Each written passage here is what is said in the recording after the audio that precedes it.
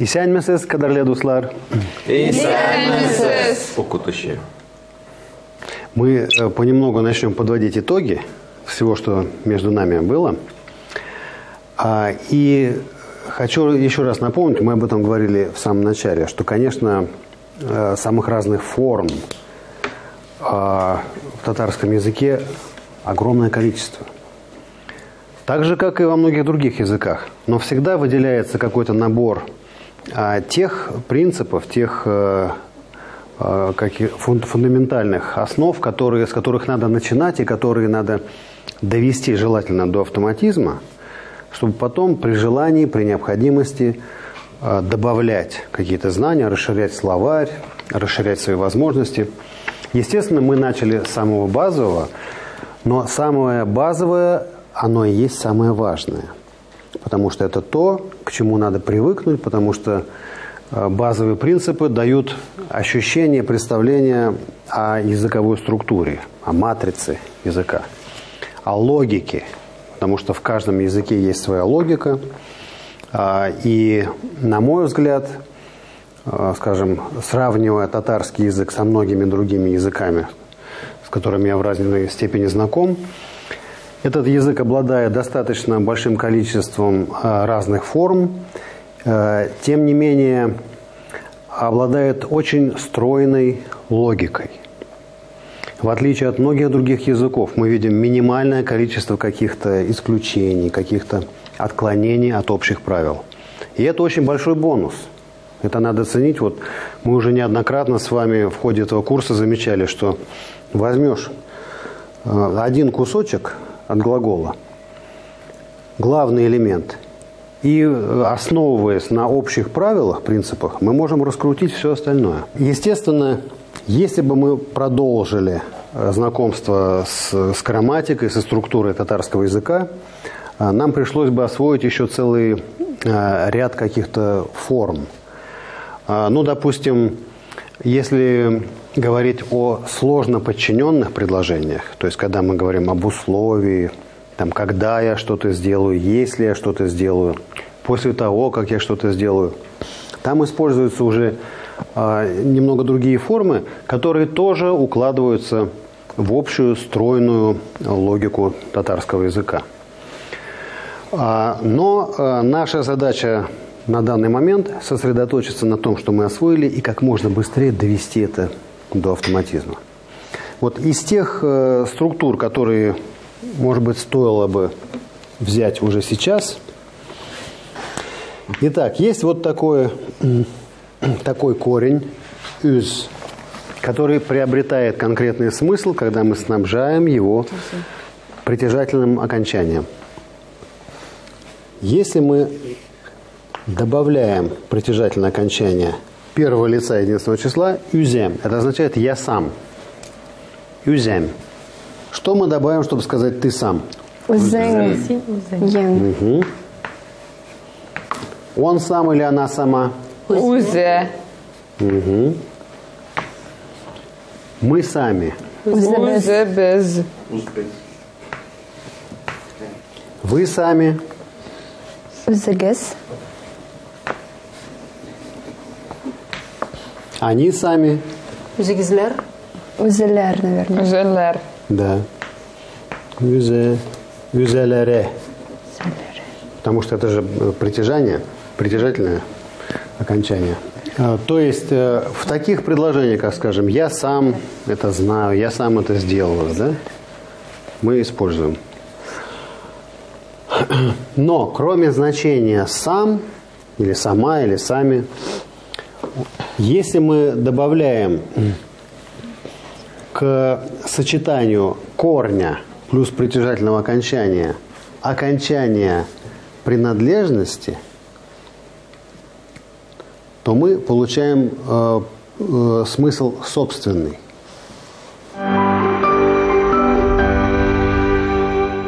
Мой собственный «üzemnen». Да, видите, из чего это формируется? Корень здесь «üz», «üzem» – это «я» сам, а «üzemnen» – это то, что принадлежит мне. Например, моя собственная машина, как сказать, Сергей? Минем уземнен машина м. Машинам. Наверное, даже меня тут пишет. Дмитрий, тогда получается, если я знаю, я сам знаю, мин үзем билим? Блям. Билям. Вот есть, например, пословица. Мы опять вернемся к практике использования пословиц для иллюстрации наших новых правил и структур. Попробуем даже сами ее перевести. Слово «друг» – это как у нас будет? Дус. Если мы захотим сказать «пусть твой друг будет лучше, чем ты», чтобы передать значение «пусть», мы добавляем к корню вот такое окончание. Допустим, корень «быть» – это «бул», значит, мы предпочитаем здесь твердую форму «булсен». Пусть будет. Можете предложение повторить? Пусть твой друг будет лучше тебя. Du senin qaraganda yaxshiroq bo'lsin. Да. Сначала твой друг. Senin dus. Да, ну, в принципе, Dus. достаточно нам. Senin qaraganda. Это твой друг. Үзен. Правильно. Үзенген. Лучше. Yaxshiroq. Яхширак. Bo'lsin.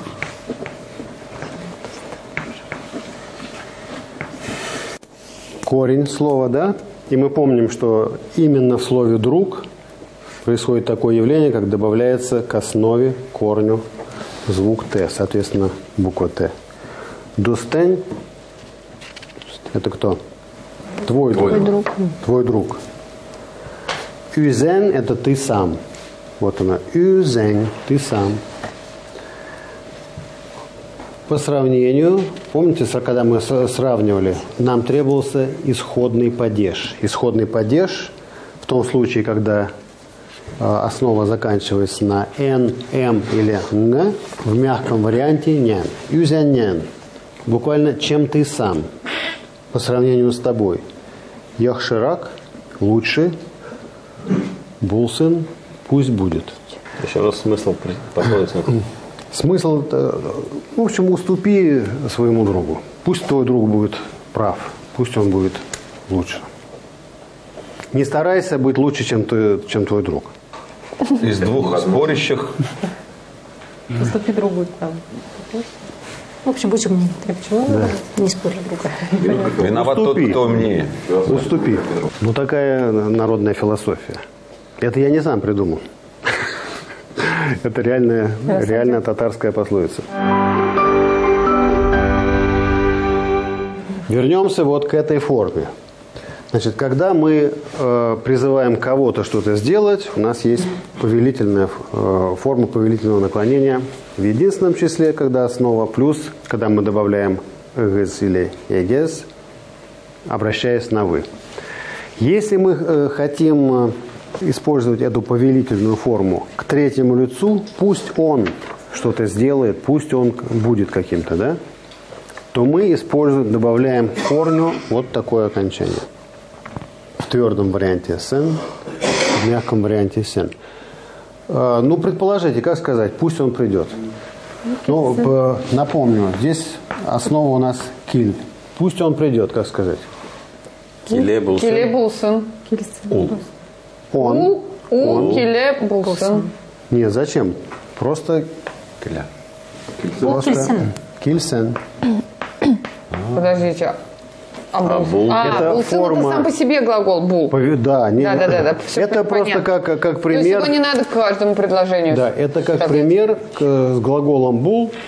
Это твердый вариант. Мы используем сын. А если мы возьмем мягкий вариант, пусть он придет. Кильсен, да. Как сказать, пусть он, допустим, пусть он работает. Ишлесен. Ул ишлесен. Да. То есть вот эти окончания, когда мы призываем к действию не лицо, не собеседника во втором лице, а кого-то третьего, пусть он что-то сделает. Поэтому во многих фразах «пусть что-то будет» мы говорим «булсен». Пусть это будет. Да? Ашларыгыз тәмле булсын. Что это означает? Пусть ваша еда будет вкусной. Да? Ну, то есть аналог приятного аппетита. Еда будет. Пусть будет. Булсен. Тогда теперь понятно, когда ты приходишь в гости, и тебе говорят «тамле булсын». То есть приятного аппетита по-другому. Но чтобы это было тебе вкусно. Тамле это Тамле вкусный. булсын. Пусть будет вкусно. Начинаешь пить, например, у друзей чай или тебе говорят «тамле булсын». Например, чай. Да. Теперь я поняла, да, что в принципе они мне хорошо говорят. Хорошо, а вот, как сказать, пусть учится, например. Так. Укысын. Да? То есть это твердое, поэтому сын. А как мы скажем, например, Сергей? Пусть она будет счастлива. Шулай. Нет. Бахат булсын. Она пусть будет счастлива, то есть ул, бехет, булсын. Бехет это счастье. А, Счастливо? ул, бехет, ле, булсын. Да? Рахмет. Вот это булсын. Сын, вот это окончание, добавляет нам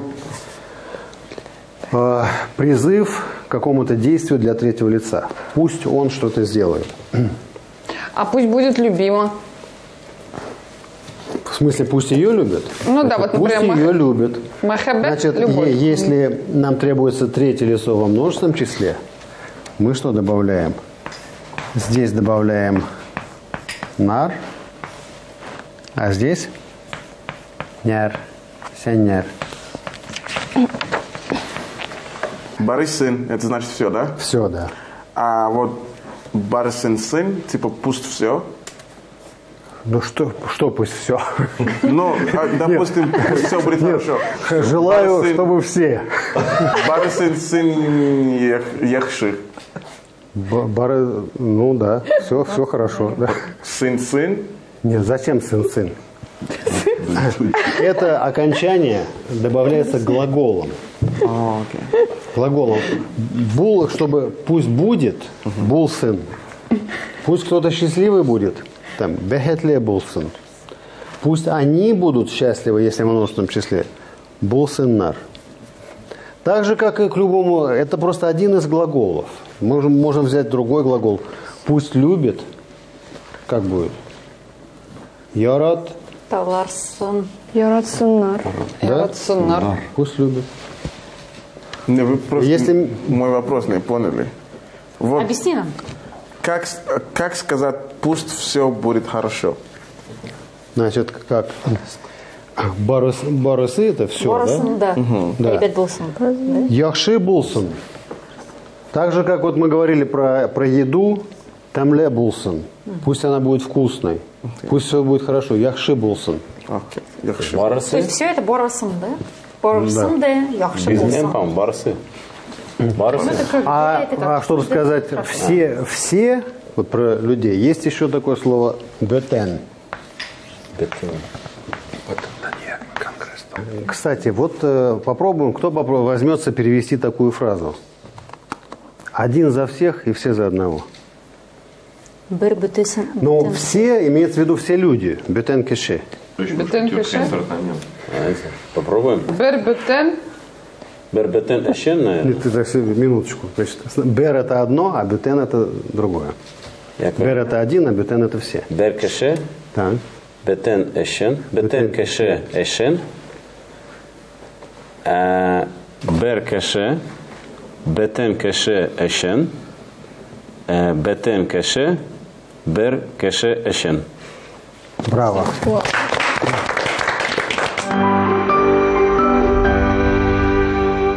По-русски все это значит все люди. А здесь требуется указать, кто все. Это можно писать на доске? Очень Бір кеше длинными бүтесін. Бүтен кеше. Нет, бер кеше. Хорошо, я думаю, эта фраза заслуживает. Бір кеше. Бер кеше, бетен кеше эшен. Ну, Начинаем с первой части. Один за всех. Один имеется в виду не просто число один, а один человек. Беркеше. Яхши. А может иметься число ведь? Беркеше. Один человек. Все, в смысле все люди. Бетенкеше. Бетенкишин. Не кошеляр.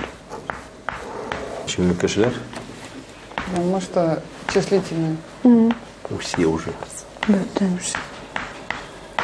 Все, мы справились с первой частью. Один за всех. А теперь все за одного. Насчет кише, может быть, там лар добавить в конце?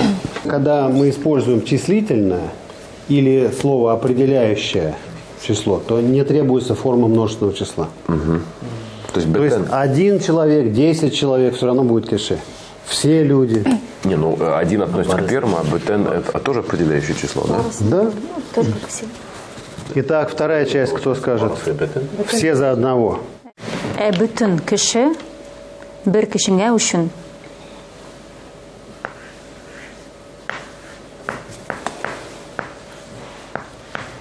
То есть вот один за всех, а теперь все. Это кише. И мы помним, да, что когда мы используем после лог «ошен», то местоимение мы используем в притяжательной форме, а все другие слова просто в обычной форме, не добавляя никаких окончаний. Значит, вот это одна из форм, которые чаще всего используются уже в сложных предложениях, сложно подчиненных, сложно сочиненных. И сейчас мы просто показываем как образец того, что есть еще. Конечно, те основные формы, которыми мы занимались, они не исчерпали всего богатства татарской грамматики. Но эта форма достаточно проста, потому что все, что здесь требуется помнить, это два вот этих варианта, твердый и мягкий. Ну, чтобы это осталось, например, как сказать «пусть он возьмет». Ул аласын. Да, значит, берем основу. Ул алсын. Алсын, да. Угу. И какое-нибудь мягкое слово. Например, какие у нас? Кильсен. Кильсен. Кильсен, да, кильсен, да. С глаголом давать, да, корень там бир. Бирсен. Берсен. А ита, итсен? Эйт. Нет, ита, итерге. Ит, да. Что мы делаем? Пусть он сделает. Итсен. Как сказать? Пусть он нам поможет. Ул безге ярдәм итсен. Угу. То есть из чего это состоит? Ул, безге, кому? Нам. Давать помощь, помогать. Ярдәм и тарге. И вот это, чтобы создать нам эту форму побудительную, пусть он это сделает. Ярдем остается без изменения, а итерге, форму ит, основу, мы снабжаем этим окончанием. Итсен, пусть сделает, пусть даст нам помощь, пусть окажет нам помощь. А как сказать, Арина, как сказать, пусть он отдохнет? Ул. Сегодня мы это проходили, подождите. Ялсын. Нет, ял у нас остается абсолютно в первозданном виде. Ял это Ул, ял, булсын. Нет, нам надо вот с глаголом итерге добавить вот это окончание. Итсен. Ул, ял, итсен. Да? А если пусть они отдохнут? Алар, ял, итсенер. Да? Да. То есть пусть что-то сделают они во множественном числе. Добавляем к этой форме окончание множественного числа «нер». Вот. Ну, собственно, можно пользоваться вот этой формой. Она не требует там, использования каких-то больших развернутых конструкций, но, по-моему, достаточно очевидна и не очень сложна. На этом мы заканчиваем наше очередное занятие. Сау булыгас. Сау булыгас.